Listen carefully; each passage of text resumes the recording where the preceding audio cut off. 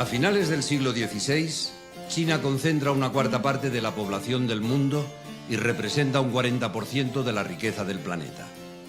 En el Imperio Ming, los impuestos se recaudaban en especie, un sistema poco eficaz para una economía tan desarrollada. En 1580, el secretario del emperador, Zhang Yuzheng, modificó completamente el sistema tributario y la unidad de recaudación pasó del arroz a la plata. Pero había un problema. China no tenía plata. Solo los españoles, establecidos ya en Manila, estaban en condiciones de atender esta necesidad de manera estable y con garantías de calidad, gracias a la plata de América. Esta confluencia de intereses conectó las dos economías más potentes del mundo en ese tiempo, la hispana y la china, los Austrias y los Ming. Filipinas es un mundo súper interesante al que llega todo el comercio del sudeste asiático. Evidentemente la corona entiende que lo que hay que implementar es una ruta que una las Filipinas con México y recorriendo todo México esas mercancías se embarcan en la flota anual. Es decir, podemos acceder al tráfico directo sin necesidad de empeñarnos en conservar las Molucas a precio de sangre. A 15 de noviembre llegó al puerto de Acapulco un navío de los que partieron de las islas Filipinas a 1 de julio.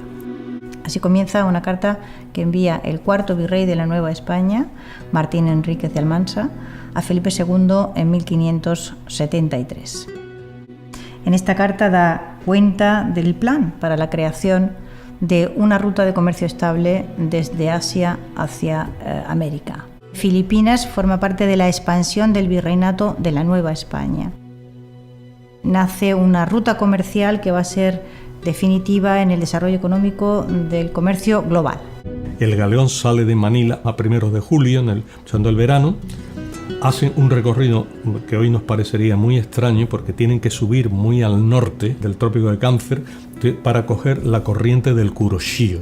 Este recorrido dura entre 5 y 6 meses por la obligación de subir tan alto.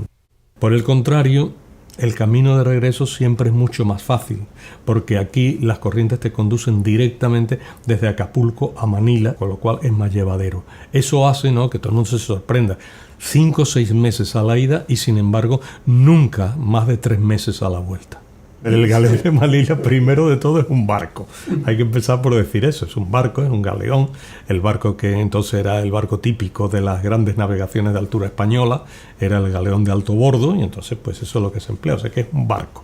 Lo que pasa es que como ese barco es la única nave que va a ser el trayecto entre Manila y Acapulco en México, pues entonces a esa ruta se la va a llamar la ruta del galeón de Manila, porque como se hace siempre en galeones, pues lo más fácil era llamarle ruta del galeón de Manila. Otros lo llamaron la ruta de la nao de China, otros lo llamaron la ruta de la nao de Acapulco, pero finalmente las cosas son a veces así. De esas expresiones, el galeón de Manila quedó como expresión fundamental. Entonces el galeón de Manila, además de ser un barco, además de eso es una ruta específica que va a unir China con la posesión española de las Filipinas, que son españolas desde 1565 en adelante, y desde las Filipinas españolas vayan a llegar hasta México, concretamente hasta Acapulco, y desde Acapulco vuelven otra vez a Manila. Los efectos de la globalización de repente se hacen palpables, realmente no se pueden negar.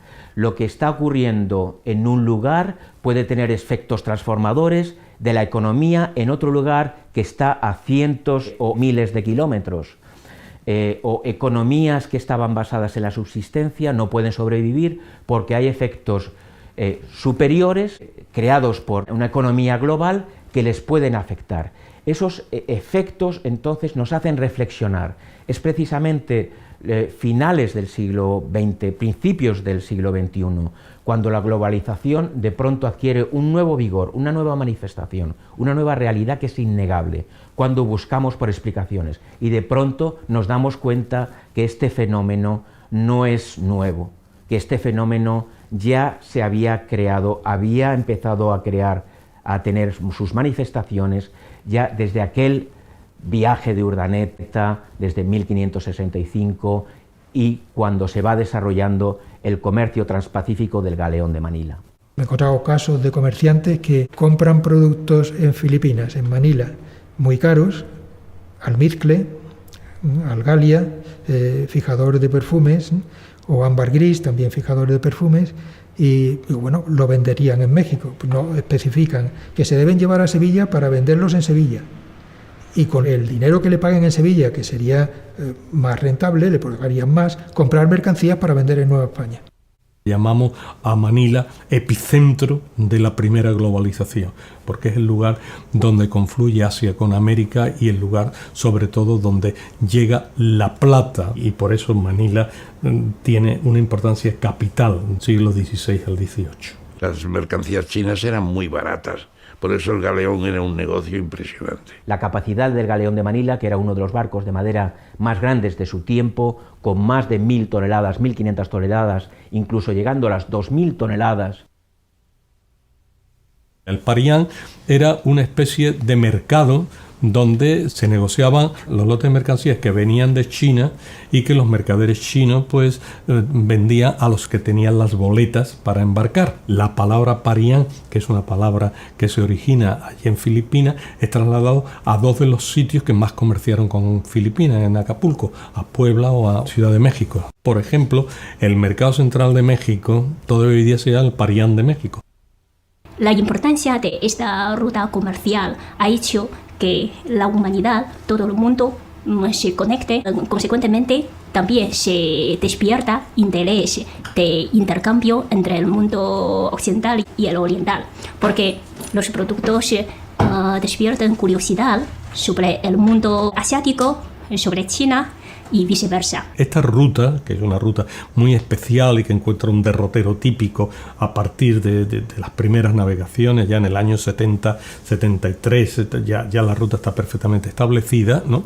Los corsarios ingleses, que fueron los que fundamentalmente acosaron al galeón de Manila, solamente tenían posibilidad de hacerlo o bien ya llegando a las Islas Filipinas o bien saliendo de Acapulco. Eran las únicas posibilidades, porque en medio del Pacífico era muy difícil. Entonces, apresamientos de barcos en todos estos 2 siglos y medio, realmente solo hay 3.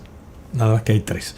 Está primero el de 1587 de Thomas Cavendish, primero que cae, ¿no? El Santa Ana. Luego hay un segundo apresamiento en 1708 por otro corsario inglés, Woodes Roger, en Nuestra Señora de la Encarnación. Luego un tercero, que es el de 1743 del famoso almirante George Anson, que en 1743 se apodera de Nuestra Señora de Covadonga. Son los únicos 3 apresamientos que hay por parte de corsarios ingleses primero y británicos más tarde. O sea que hay poco, en realidad es poco. Y los naufragios incluso fueron muy pocos para lo que pudieron haber sido. Sabemos de algún barco que se incendió totalmente por el camino, sabemos de algún barco que al final fue en tan mal estado que fue arrojado hacia los arrecifes en Filipinas por la resaca, sabemos de algún otro barco que al que hundió la avaricia, iba tan cargado que cuando se abría una vía de agua se vino abajo, ¿no? O sea que hay estos casos, pero se cuentan con los dedos de una mano, se cuentan los casos verdaderamente graves y tremendos y que han quedado como hitos de la historia negra de la ruta del galeón de Manila. La ruta fue una ruta en general muy segura. Pues va a ser una ruta que va a ser la más longeva de las rutas intercontinentales que nunca han existido, porque va a empezar 1571, 1573, pero va a terminar con absoluta seguridad con la llegada del Magallanes, el galeón Magallanes. Parece que la historia tiene estas paradojas o estas cosas curiosas. El galeón Magallanes volviendo desde Acapulco a Manila en el año 1815, o sea que son el último cuarto del siglo XVI, todo el XVII, todo el XVIII y los 15 primeros años del siglo XIX. O sea, una ruta de 200 y pico de años, casi 250 años de intercambio. Eso es el galeón de Manila, esa es la ruta.